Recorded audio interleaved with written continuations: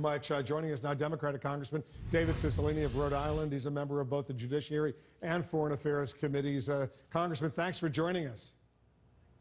My pleasure. I want to get to our top story first. What should the special counsel, Robert Mueller, ask Steve Bannon during the upcoming interview? And it could happen within days.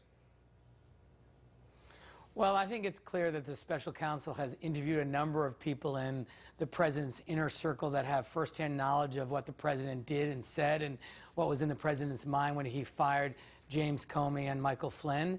I think that the special counsel is likely to ask Mr. Bannon about the president's conversations, about what the president said or did. And I think it's clear that the special counsel is focused in on the reason that the president fired the director of the FBI, and you look at the statements and declarations and actions he's taken that really point to an effort to really impede or undermine an ongoing criminal investigation. According to this new report from NBC News, Congressman, Michael Flynn, the fired national security advisor to the president, didn't tell anyone else at the White House about his interview with FBI agents in the West Wing while he was the national security advisor. Do you think Steve Bannon could help shed some light on the timeline of Flynn's firing, including what the president knew, when he knew it? No question about it, and I think that's a very important development, and it's not uncommon for the FBI to recommend to witnesses that you not share the fact you've been interviewed, but Michael Flynn was working in the White House at the time, and I think Mr. Bannon will have a lot to shed on this issue as well, no question about it. Robert Mueller's team is interested in meeting, obviously, with the president himself during the coming weeks. Sources telling CNN that Mueller is focusing in on the president's firing of James Comey. Does that tell you anything about the direction of this investigation right now? Well, I mean, I think it tells us what we've known for some time now, that the special counsel is focused on the potential obstruction of justice by the President of the United States. What we don't know is what has the other half of the investigation about collusion between the Trump campaign and the Russians. So we don't know whether that's concluded, whether that's ongoing. But clearly, this part of the investigation is very focused on whether or not the president attempted to impede or interfere or slow down or in any way interfere improperly with an ongoing investigation.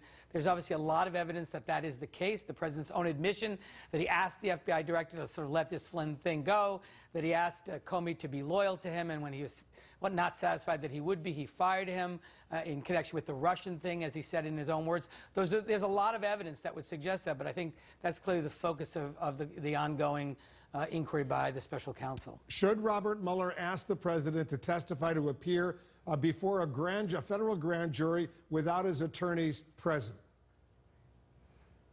Well, I think Robert Mueller is going to do what is necessary to conclude this investigation in a fair and impartial way and to gather all of the facts. I think we should have a lot of confidence in his professionalism, his integrity. If he concludes that the testimony of the president is necessary, then he'll compel it.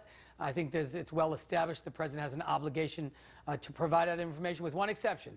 He can invoke his privilege against self-incrimination. He can say, if I were to answer this question truthfully, I could potentially incriminate myself in some wrongdoing, and if he invokes that privilege, he is allowed not to testify. But I think Robert Mueller is going to do what's necessary to get that information and bring the president in either for an interview or before a grand jury to provide those answers. Yeah, I remember when Bill Clinton testified before a federal grand jury via video link from the White House during the whole Whitewater Ken Starr investigation, including the Monica Lewinsky scandal that erupted. Let me get your reaction to a new report in the Washington Post on a conversation between the president and the then acting FBI Director Andrew McCabe shortly after James Comey's firing last year. According to the report, the president asked McCabe who he voted for in the 2016 presidential election. Does that worry you? Deeply. Look, the notion that some of your guests have said, or that has been reported, that this was just a casual conversation and, you know, people do it in small talk. Let's not forget the context. The FBI director, Director Comey, had just been fired, in part, at least in the president's explanation, because of the Russia thing and because he didn't swear loyalty to the president. It's in that context that Mr. McCabe is summoned to the White House to meet with the president and ask this question. completely inappropriate. Just another reminder that this president misunderstands. The oath that these individuals take is an oath to the Constitution and to serve the people of this country, not to serve the individual that is the president of the United States. And it really is another example of just not understanding that the FBI and the Department of Justice do not work for the individual Donald Trump. They work for the American people. They take an oath to the Constitution to protect and defend it. And the notion that the vote of a particular individual would be an appropriate question to ask someone, particularly as you're trying to test, apparently, his loyalty, it's really disturbing. It violates a very basic norm, and I think it was very disturbing to everyone who learned about it. There's a lot of controversy at the same time surrounding a memo that was authored by the House Intelligence Committee Chairman Devin Nunes about surveillance during the Obama administration. For now, that memo remains classified, as you know, but some Republicans are already using its contents to target the overall Russia investigation. Does that memo have any credibility from your perspective? Well, I have not actually read the memo, but I will say this. This is an individual, Devin Nunes, who was, visited the White House and was trying to cover, apparently, for some activities either at the White House with the president, and as a result of that activity had to recuse himself from leading this investigation. And I fear this is another effort to distract attention from this very serious investigation, sort of rally around the president. This is Devin Nunes' summary or opinion about contents, which everyone who's read it that I know has characterized as grossly misleading. In fact, it caused the Democrats on the committee to do their own memo to set the record straight. So I think we have to raise lots of questions as to whether or not Devin Nunes is really a credible source for this. This is someone who has made it very clear the efforts he'll go through to protect the president.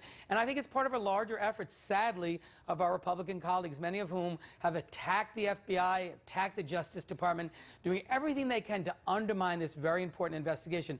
The men and women at the FBI are professionals. They risk their lives fighting terrorism all over this country and around the world. They do extraordinary work, and they deserve our respect and our gratitude. And it's very disappointing to see this ongoing campaign to undermine the integrity and honesty and professionalism of an extraordinary organization like the FBI. Congressman Jerry Nadler of New York, the top Democrat of the House Judiciary Committee, has called the memo, in his words, profoundly misleading. He says that the source material for the memo, in his words, tells a very different story than the memo itself. Should the source material be declassified as well if it can help provide context? Well, I think Adam Schiff, the ranking member of the Intelligence Committee, said the same thing.